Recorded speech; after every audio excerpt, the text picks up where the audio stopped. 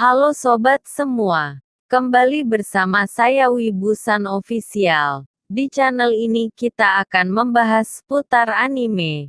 Buat kalian yang mau request anime silahkan tulis di kolom komentar, nanti saya bahas di video selanjutnya. Untuk video kali ini kita akan membahas tentang anime Grand Blue Fantasy Part 2, yaitu episode 5-8. Langsung saja kita bahas.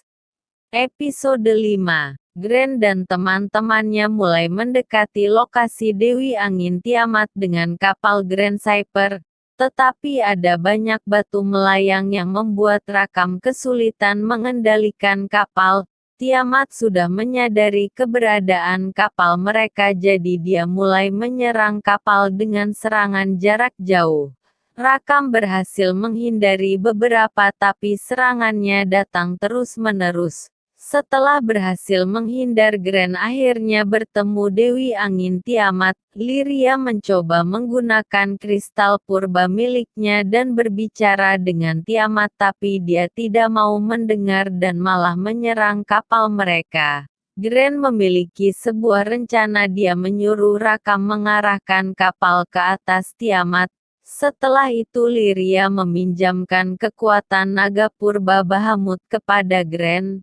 Lalu Grand terjun ke bawah dan mulai melawan Tiamat. Grand menyelinap ke belakang Tiamat dan berhasil menghancurkan kristal yang mengendalikannya.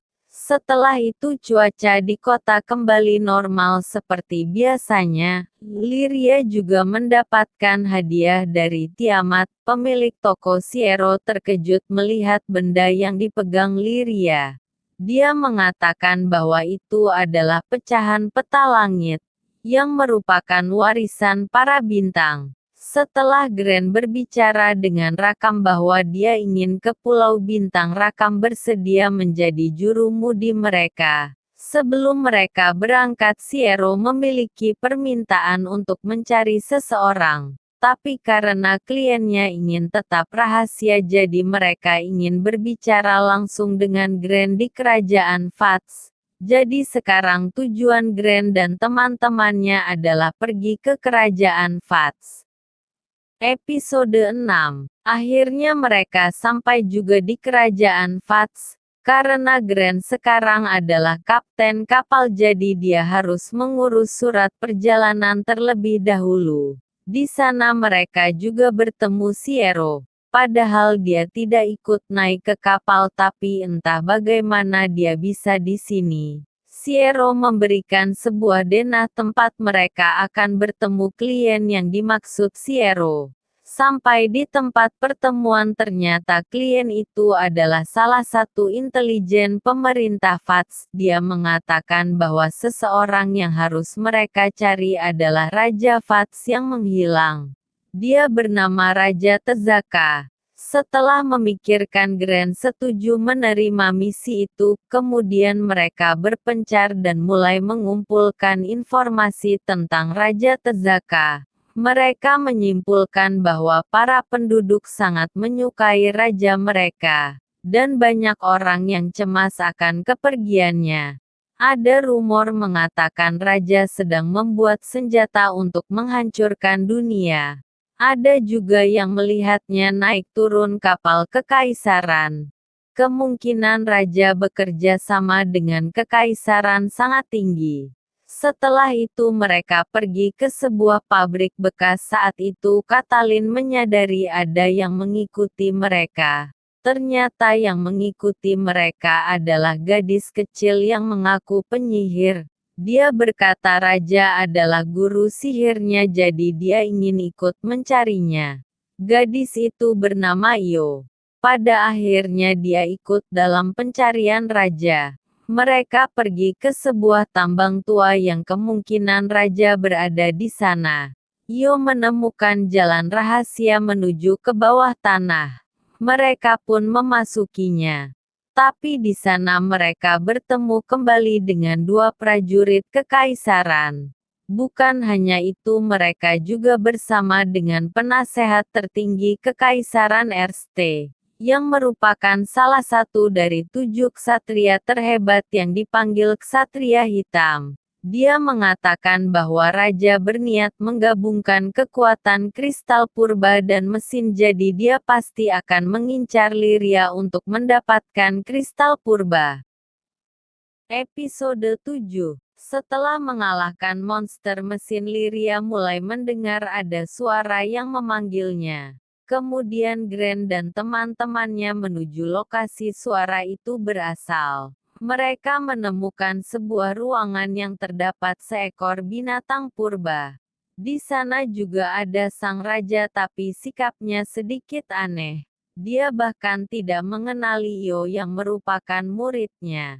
Lalu binatang purba yang tadinya diam mulai bergerak dan menyerang Gren serta teman-temannya. Zirah binatang purba itu sangat keras, bahkan setelah Lyria meminjamkan kekuatannya kepada Gren dia hanya bisa menggoresnya. Kemudian Lyria meminjamkan kekuatannya kepada Io.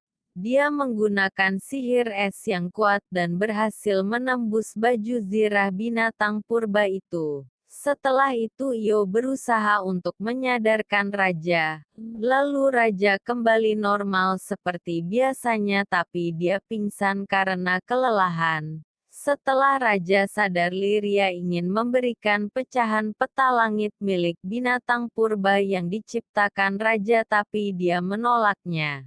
Raja memberikan pecahan peta langit itu kepada Lyria. Setelahnya sang raja kembali menyapa para penduduk yang khawatir kepadanya. Raja mengantar kepergian Gren dan teman-temannya. Tapi Io malah membawa tas besar. Dia bilang ingin ikut dalam perjalanan Gren, karena Io terus memaksa Gren lalu menyetujuinya ikut dalam perjalanan. Episode 8. Tujuan Gren selanjutnya adalah Pulau Auguste. Karena sudah membiarkan Siero menumpang di kapal, dia akan memberikan mereka diskon di tokonnya untuk mengisi persediaan perjalanan. Tapi karena butuh waktu 3 hari untuk mengumpulkan persediaan, Siero memberitahu mereka bahwa ada reruntuhan baru yang ditemukan di hutan pulau ini. Mereka diminta Siero untuk menyelidikinya.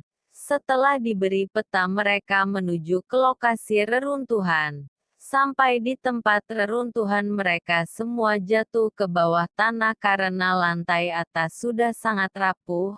Tapi mereka terpisah menjadi 2 kelompok. Gren bersama Rakam dan Io, sedangkan Lyria bersama Finn dan Katalin. Lyria bisa merasakan lokasi Gren karena mereka berbagi satu energi kehidupan. Begitu juga dengan Gren. Tetapi bukannya bertemu, mereka malah menemui banyak jebakan. Gren menemukan 2 gadis yang sedang bertarung melawan monster pasir. Karena mereka kesulitan melawannya, Gren ikut membantu mereka. Walaupun diserang berkali-kali, monster itu tetap beregenerasi. Gren memiliki rencana. Dia menyuruh Io membuat tabir asap dengan sihirnya, sementara itu mereka mengalihkan perhatian monster itu. Untuk penyelesaian, Gren memasukkan bom ke dalam mulut monster pasir itu. Dia hancur lebur dan tidak beregenerasi lagi. Ledakan itu juga menghancurkan lantai atas. Lyria dan Katalin terjatuh ke tempat Gren akibat ledakan itu. Kemudian mereka menemukan ruang harta karun. Di sana ada banyak emas dan perhiasan. Gren melihat sebuah pedang. Saat dia mengambilnya, semua harta yang ada di ruangan tersebut berubah menjadi abu.